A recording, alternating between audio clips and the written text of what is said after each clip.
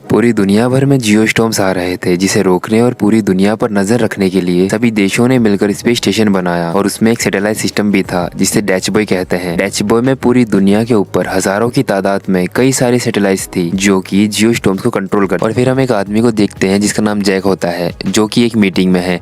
Jack ने ही डैचबॉय को बनाया और पूरी दुनिया को बचाया था, पर जैक अपने हिसाब से काम करता है और वो किसी का कहना नहीं मानता, इसलिए उसे इस मीटिंग में बुलाया गया है। और जैक का एक भाई भी है जिसका नाम मैक्स है। फिर हमें पता चलता है कि मैक्स को डैचबॉय का हेड बनाया गया है और वो जैक को निकाल देता है। फिर हमें 3 साल बाद का एक सीन दिखाया जाता है जहाँ एक सेना की टुकड़ी होती जो कि रेगिस्तान में कहीं जा रहे। उन्हें रेगिस्तान के बीचों बीच बर्फ दिखती है जिसने कि पूरे के पूरे गाँव को जमा दिया था और उस हादसे में लगभग 300 लोग मारे जाते हैं। फिर उस रेगिस्तान में हुए हादसे के लिए एक छोटी सी मीटिंग बुलाई जाती है जिसमें मैक्स भी था और रेगिस्तान में हुए हादसे का कारण डैचबॉय को ठहराया जाता है। फिर मैक्स ऐसे हादसों से बचने के लिए स्पेस स्टेशन पर एक टीम बनाने के लिए बोलता है और उस मीटिंग का एक ऑर्गेनाइजर है जिसका नाम एडम है। वो कहता है कि तुम इस टीम का लीडर जैक को बनाओ। फिर हमें स्पेस स्टेशन का एक सीन दिखाया जाता है और हम एक आदमी को देखते हैं जो कि ये एक सैटेलाइट का डाटा कॉपी करके एक लॉकर में रख देता है, पर एक हादसे में उस आदमी की मौत हो जाती है। फिर हम मैक्स को देखते हैं जो कि जैक के घर आया हुआ था उसको मनाने, ताकि वो स्पेस स्टेशन जाए और उस टीम को लीड कर सके। फिर हमें पता चलता है कि जैक की एक बेटी भी है। मैक्स जैक को रेगिस्तान में हुए हादसे के बारे में बताता है और जैक फिर से स्पेस स्टेशन जाने के लिए राजी हो जाता है। फिर हम एक आदमी को देखते हैं जिसका नाम चैंक है और वो उस सैटेलाइट को एक्सेस कर रहा था जो कि रेगिस्तान के ऊपर एलोकेट थी, पर उसको किसी ने स्पेस स्टेशन से ही ब्लॉक कर दिया था। फिर चैंक एक ग्रोसरी स्टोर से सामान खरीद के वहां से जा रहा था, तभी अचानक से जमीन फटने लगी और आग बाहर निकलती है। फिर वह अपनी कार में बैठकर भागता है, पर ये अर्थक्वेक पूरी सिटी में आया और इससे काफी लोग मारे जाते हैं। फिर हम जैक को देखते हैं जो कि स्पेस स्टेशन जाने के लिए निकल जाता है। स्पेस स्टेशन पहुंच के वहाँ उसको एक इंचार्ज मिलती है जिसका नाम उतास है। फिर उतास जैक को अपनी टीम से मिलवाती है और इसका नाम डैकन है और ये भी टीम का हिस्सा। फिर हम मैक्स को उसकी गर्लफ्रेंड के साथ देखते हैं और मैक्स की गर्लफ्रेंड प्रेसिडेंट की सिक्योरिटी गार्ड। फिर मैक्स के पास चैंग का कॉल आता है और चैंग बताता है कि हमको किसी ने डैचबॉय की सैटेलाइट से ही ब्लॉक कर दिया है और कोई डैचबॉय को वेपन की तरह यूज करना चाहता है। और चैंग बोलता है कि कुछ तो बहुत बुरा होने वाला है। तभी चैंग को मारने के लिए कुछ लोग आ जाते हैं, पर वो किसी तरह से वहाँ से बच के निकल जाता है। फिर मैक्स अपनी एक दोस्त से मिलने जाता है जिसका नाम डैना है और वो एक हैकर है। वो मैक्स को बताती है कि किसी ने उनको स्पेस स्टेशन से ही ब्लॉक कर दिया है, कोई तो गद्दार स्पेस स्टेशन में है। फिर हम चैंग को देखते हैं जिसे पता चल गया था कि इन सबके पीछे किसका हाथ है और वो मैक्स को मिलने बुलाता है। और जब चैंग मैक्स से मिलने जाता है तभी कोई चैंग को मार देता है। फिर मैक्स और जैक की बात होती है। जैक मैक्स को बताता है कि इन सबके पीछे एक बड़ा पॉलिटिशियन है जिसका आदमी स्पेस स्टेशन में भी है और उनका सीधा शक प्रेसिडेंट पर जाता है। फिर जैक मैक्स को बोलता है कि डैचबॉय में एक वायरस है जिससे कोई डैचबॉय को कंट्रोल कर रहा है और उससे बचने के लिए उन्हें कोड्स चाहिए जो कि सिर्फ प्रेसिडेंट के पास। फिर हम प्रेसिडेंट को देखते हैं जो कि एक कॉन्फ्रेंस के लिए न्यूयॉर्क जा रहे थे और मैक्स और उसकी गर्लफ्रेंड कोड्स चुराने का डिसाइड करते हैं। फिर हम देखते हैं कि डैचबॉय में कुछ गड़बड़ होने लगती है और कई जगहों पर भयानक तूफान स्टॉर्म्स आने लगते हैं। हवाओं में उड़ते पक्षी और एरोप्लेन जमीन पर आने लगते हैं। फिर जैक को पता चल जाता है कि डैकन ही वो गद्दार है जिसने डैचबॉय में वायरस डाला था और डैकन को बाहर फेंक देता है, पर डैकन जाने से पहले स्पेस स्टेशन को सेल्फ डिस्ट्रक्ट मोड पर डाल जाता है कि मैक्स ने अपने लीडर एडम को सब कुछ बता दिया था और वह दोनों मिलकर के प्रेसिडेंट के पास जा रहे थे। तभी एडम मैक्स के ऊपर हमला कर देता है और तब हमें पता चलता है कि इन सबके पीछे एडम का हाथ है, प्रेसिडेंट का नहीं। मैक्स वहाँ से किसी तरह तो बचकर निकल जाता है और फिर वहाँ से निकल के वो अपनी गर्लफ्रेंड के पास जाता है। वो दोनों मिलकर प्रेसिडेंट को किडनैप करने का सोचते हैं और वह दोनों किडनैप भी कर लेते हैं। फिर हम देखते हैं कि जियो स्टॉर्म को आने में और स्पेस स्टेशन को तबाह होने में बस कुछ ही टाइम बचा था। वही मैक्स प्रेसिडेंट को कार में सब कुछ बता देता है और उनको मारने के लिए एडम के लोग उनके पीछे पड़े थे। मैक्स प्रेसिडेंट को बताता है कि जियो स्टॉर्म्स को रोकने के लिए उनको कोड्स चाहिए जो कि सिर्फ आपके पास है। और वहीं दूसरी तरफ पूरी दुनिया भर में तबाही मच चुकी थी। रेगिस्तान में बाढ़ आ रही थी, तूफान आ रहे थे, बर्फ पिघलने लगी थी। फिर हमें स्पेस स्टेशन दिखाया जाता है जहाँ सभी लोग स्पेस स्टेशन को छोड़कर जा रहे थे, चीफ साइंटिस्ट उतास भी। लेकिन जैक नहीं जाता क्योंकि उसे कोड्स का यूज करके जियो स्टॉर्म्स को रोकना था। वहीं मैक्स और उसकी गर्लफ्रेंड एडम से बच जाते हैं और एडम को अरेस्ट करवा देते हैं, लेकिन तब तक काफी तबाही मच चुकी थी। फिर मैक्स और प्रेसिडेंट जैक को वो कोड देते हैं और जैक वो कोड डैचबॉय में एक्सेस करने के लिए जाता है, लेकिन डोर लॉक हो जाता है और वही टाइम बहुत कम बचा था। तभी वहाँ पर चीफ साइंटिस्ट उतास आ जाती है जिसके पास डोर का एक्सेस था। जैक जियो स्टॉर्म्स को रोकने में कामयाब हो जाता है, लेकिन तब तक बहुत देर हो चुकी थी। सबको लग रहा था कि वह दोनों मारे गए हैं, लेकिन वो दोनों मरते नहीं। वो दोनों एक सैटेलाइट में बैठकर वहाँ से निकल जाते हैं और बच जाते हैं।